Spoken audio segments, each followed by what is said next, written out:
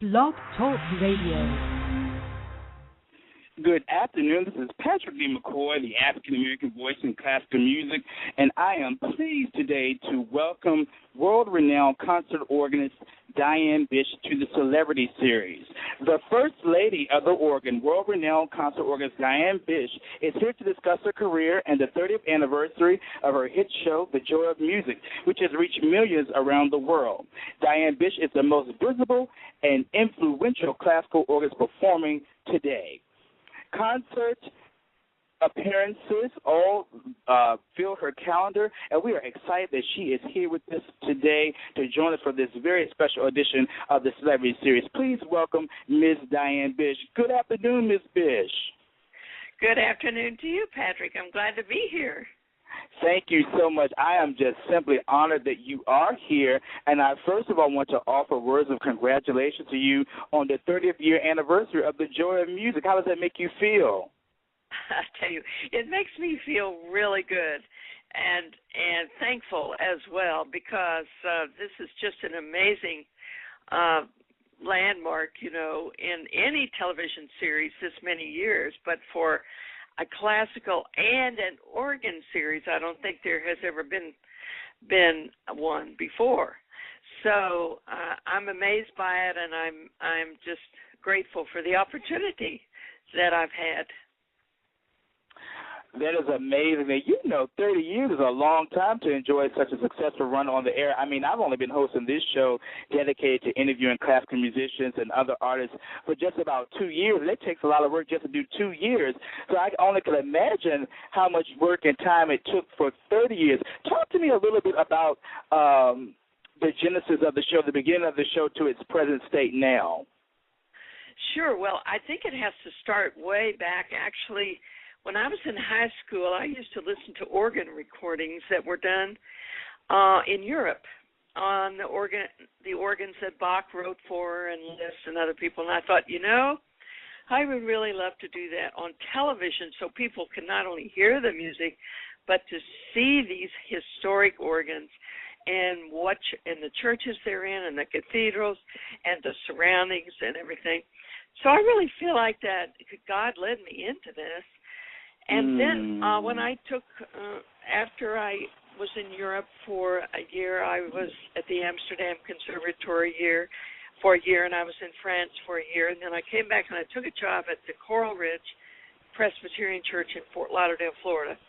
And in 1982, well, actually, I wrote proposals to TV networks for 10 years about specials on the organ. Well, nobody was interested, so I finally made 2 pilot programs of The Joy of Music and found someone that would sponsor them.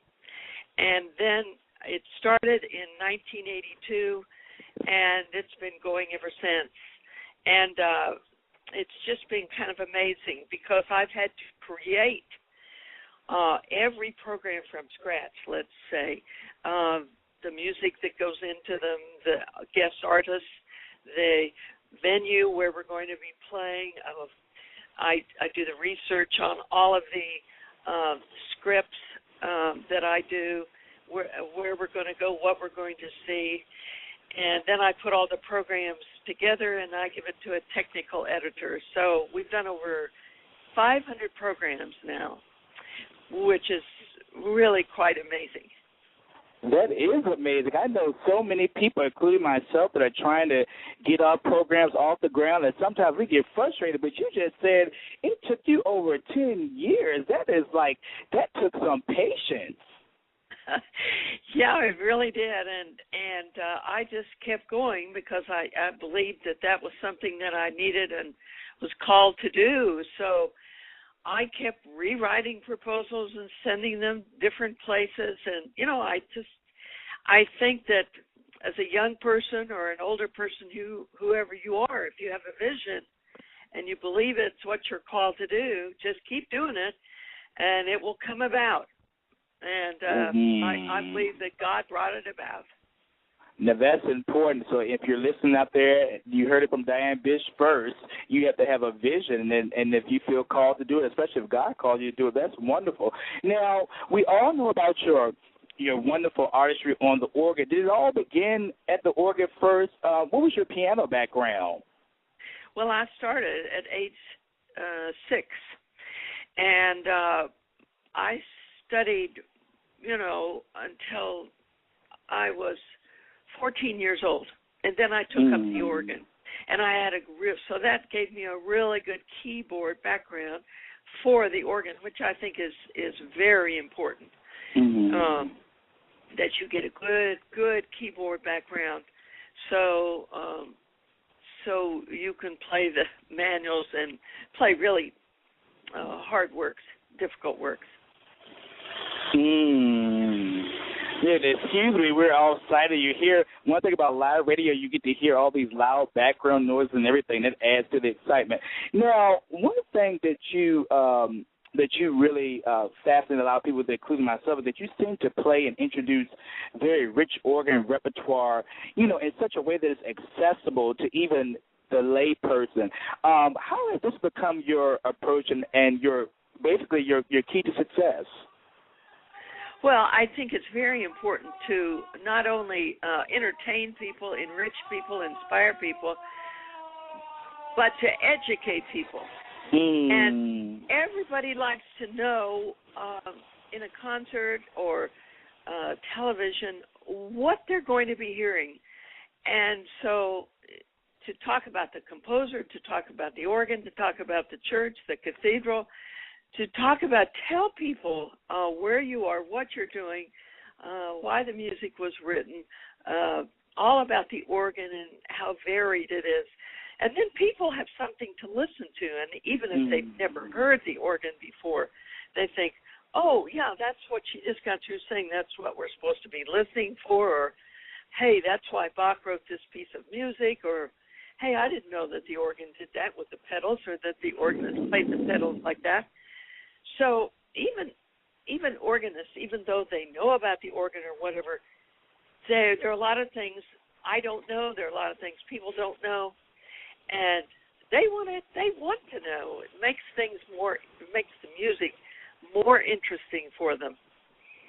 You are certainly right. Now, another thing, I absolutely love your flair. I think everyone loves your flair. Talk to me about what it means for you when you pick out, excuse me for a moment, listeners, we're in the middle of Washington, D.C., so of course you're going to hear sirens and everything, but I hope you get the gist of the interview.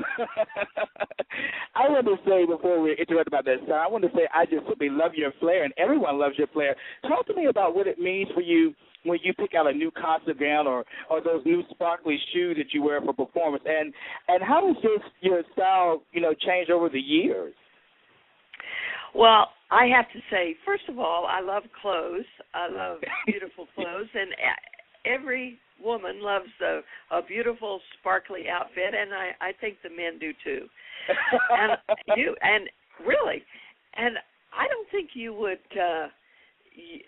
have an opera star or somebody coming out on the stage in a black robe, or I think they come out in a beautiful dress that's attractive, and it adds to the whole aura of the performance. Well, I think the same thing for the organ. The problem with the organ in many churches, and I guess concert halls too, is that the organist is hidden. And even when they're seen, most people see them in churches and they're dressed in a black robe or whatever, which is fine. But in a concert or a television show, you're doing general public mostly. You're doing people who love the music. But you need to... Oh, I hear that noise out there. Yes, I mean, the people are just... You really... I mean, the people are really going to the ambulance and everything just because I'm interviewing Diane Bish. They must say you're hot, so they're getting all these sirens out for you. Well, I'm sorry, you were speaking about the organ being hidden. Well, yes, but when people do see it, and you want to really dress it up and make a real performance out of it, and I think that the concert clothing that you wear, whether it be sequins or rhinestones or whatever, add to the performance. It's amazing how many people comment, men and women and men, about my costumes that I wear, because you want to bring people into your performance. You want to bring them in with as many different aspects as you can of your performance, and that's just one of them. And I put rhinestones on my shoes. As a matter of fact, my manager, Janet Gerald, she puts the rhinestones, she decorates my shoes. And how about that? And so especially when the TV camera's on your feet, it really lights them up, because and it shows the work that you're doing with your feet. And most people don't know how much pedaling an organist does and how many notes an organist plays with their feet. It's very fascinating for people, and they just love it. Speaking of playing, I'm going to play a clip of Diane Bish playing Jesus Shall Reign Where'er the Sun. Would you mind telling us a little bit about this arrangement? Well, let me say, first of all, I love hymns. I've loved them since I was a child, the gospel hymns and great hymns of the church. I hardly ever play a performance or at a Joy Music television show without playing a great hymn, because the organs that are hundreds of years old have played and performed these great hymns of faith over the years. I mean, it's a part of history. It's a part of the music of Bach. It's a part of our life. It's a part of my life. I love what they express, and I know millions of people do. So I love to arrange hymns and play them. And this is one of the hymns, Jesus Shall Reign, which I really love. Well, thank you so much. Again, Jesus Shall Reign Where'er the Sun.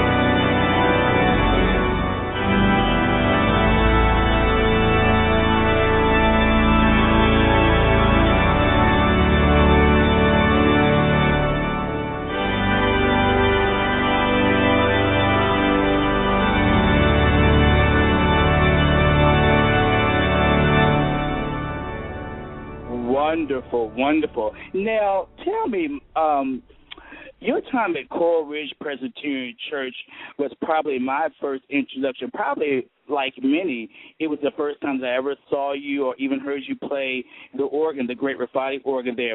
Could you maybe talk about your role in the installation of that instrument and perhaps the thrill of that dedicatory concert? Yes, that was a great joy for me to be able to design that organ and to have it built to what I thought a great organ should be. And it's now about 180 ranks, and it's one of the great organs of the world, I believe. Several things about it. One of the things, if people have seen this organ, it's designed after the European organs with beautiful casework. And, you know, a casework with an organ, rather than the pipes being buried back in the wall, you have something to look at and something that is uplifting. Even when you don't hear the organ, you see this beautiful display of pipes with casework around it. And then the organ itself has 5 sets of horizontal trumpets. It has anything that you would hear in an orchestra, as most organs do, oboes and trumpets and flutes and strings. And it's just a magnificent piece of work. 5 manuals, and you can play any of the great organ works, classical works on the instrument. It is such a beautiful instrument, like you said, of course, to look at. Now, on your broadcast, The Joy of Music, you have used the organ in, a variety of combinations. Let's chat a moment about some of your most meaningful collaborations with both instruments and voices. Yes, I'd love to. That's one of the things I love to do most of all, is to play with other great artists. I have had the joy of playing with Christopher Parkney, who was America's leading classical guitarist. I have played with a very interesting Zamfir, who is the leading virtuoso in the world on the pan flute, and that was most amazing. We played works by him, classical works, and then a most interesting duo that I did was with Joseph Molnar, who is the principal French horn of the Lausanne Chamber Orchestra, who plays classical alphorn. And alphorns are really folk instruments, but he has had music written for him, classical music for alphorn and organ. And we did that in a little Swiss chapel, and that was fascinating. And then, of course, I've had great singers, soprano Angela Brown, Sylvia McNair's, sung simply, the great Heldon tenor James King, the great bass of the Met for many years, Jerome Hines, and then violinists, trumpeters, trombones, orchestras, chamber music ensembles, harpists, Suzanne McDonald, who's the world's greatest harpist, just amazing combinations of instruments. And in many cases, I have been the orchestra, and of course they have played the solo part. And the organ is like an orchestra because it combines all of the instruments of an orchestra plus sounds of its own. So one can do anything with an organ, and that's what's so fascinating about the organ. This is not in our talking points, but you know the organ is an important instrument. What do you feel about the growing trend of churches removing pipe organs from the sanctuaries? Oh, I think it's a big shame. You know, I have nothing against the praise music at all, and many of the great praise choruses are wonderful to hear. But the organ and its music, they are historic in nature. They bring to us the great tradition of church music from centuries past. And they bring us the great music of Bach and Handel and Mendelssohn and the great composers. And if one throws the organ out of the church, they are throwing out this great history that we have, plus the great hymns of the faith, which one has been able to hear on the great organs of the world for hundreds of years. And there's no thrill like hearing a great hymn, such as we just heard, on a great organ. And by the way, the organ we just heard playing that hymn was in the old cathedral of Ulm, Germany, which is so fabulous. If you go in that church and you hear that organ, you will have goosebumps all over you. I mean, you just, to hear one of those great organs in those cathedrals, and with a hymn, a historical hymn, is a great experience of your lifetime. Justin, as we wrap up the interview, I've certainly been blessed to have you on here today. It's been really a dream come true. I read somewhere recently that you recently played in Canada. Is that correct? I did. Toronto. Talk about that. Yes. Well, I love to play in Canada. The Joy of Music has been on in Canada for over 20 years. And so the people love the program, and so we have really big audiences. I played many, many concerts in Canada, and I love it. The people there are great. They love great music. They love the organ. I played there on the largest organ in Canada at the Metropolitan Church, United Church in Toronto. We had a very large crowd. I did all kinds of great classical works.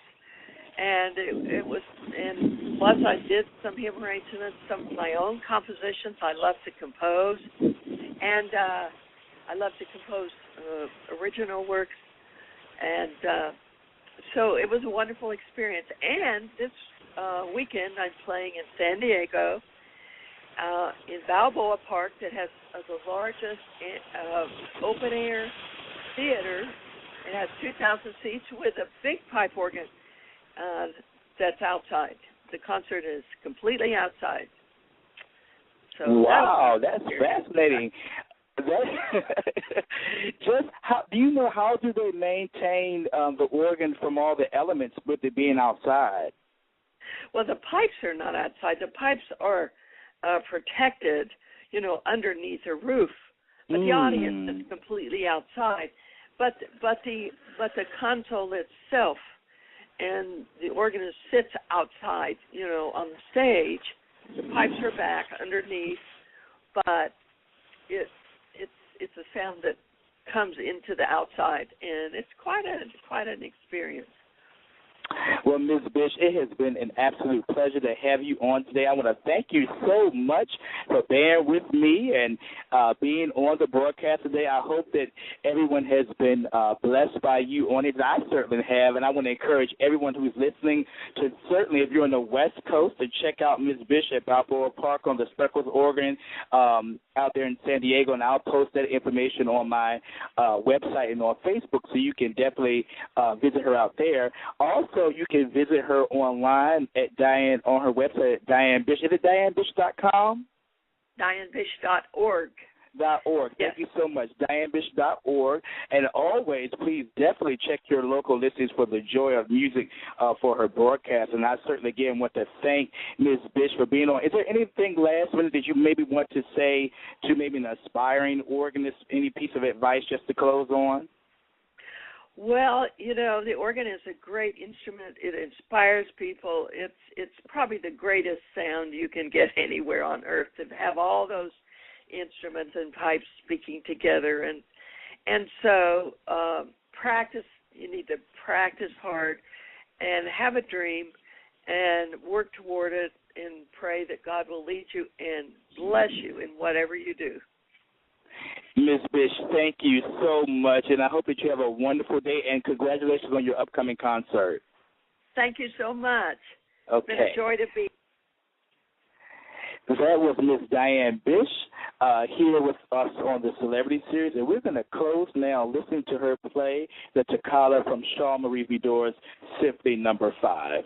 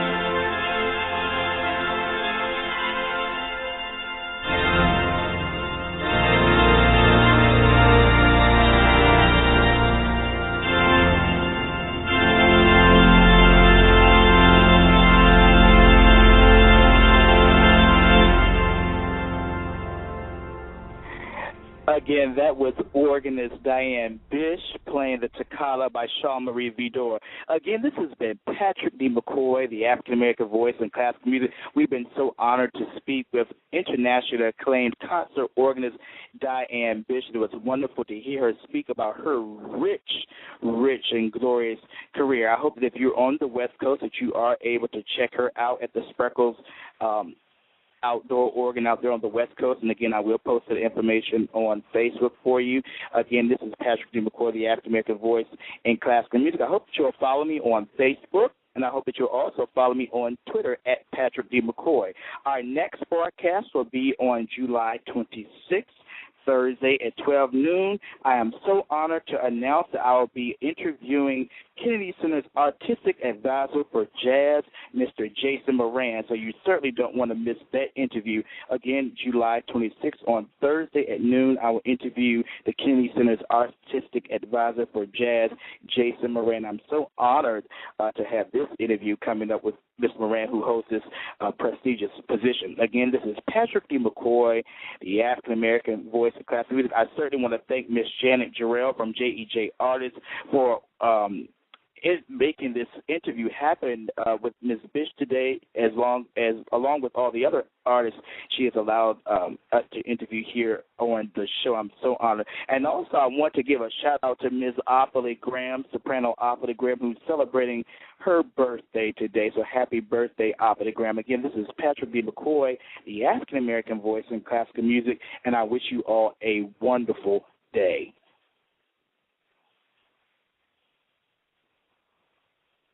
Thank you.